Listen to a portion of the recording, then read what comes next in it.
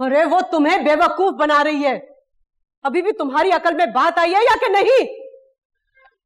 मामा उसे बेवकूफ बनाने की क्या जरूरत है, लेकिन मेरी समझ में नहीं आया उसने ये क्यों किया है। सीधी सी बात समझ में नहीं आती ना तुम्हें? हाँ नहीं आती। ड्रामा कर रही है वो। मामा उसे ड्रामा करने की क्या जरूरत है, बताएं आप मुझे। अरे उसी को तो जरूरत है ड्रामा करने की, ताकि तुमसे चक्कर लगवाए, उसके बाद जाके कहीं हां करे, ताकि तुम्हारा सर सारी जिंदगी उसके सामने ना उठ सके।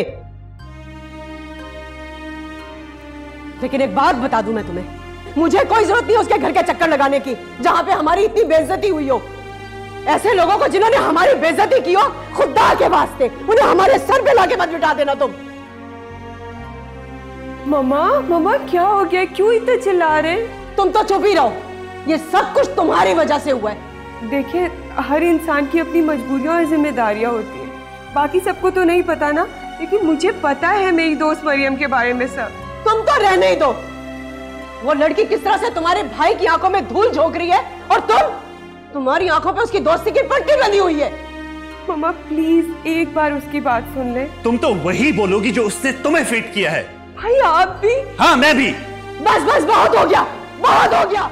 खुदा के लिए मम्मा एक बार कोई फैसला करने से पहले एक बार मरियम की बात सुन ले प्लीज।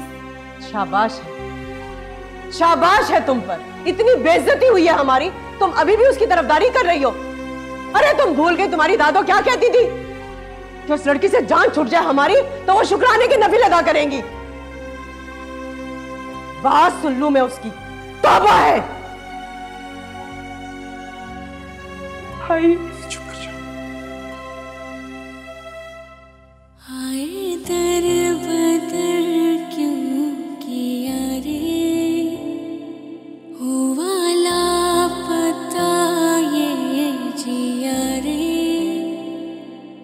नैनों से छलकेगा क्यों छलकेगा, दर्द से दिल को सिया रे।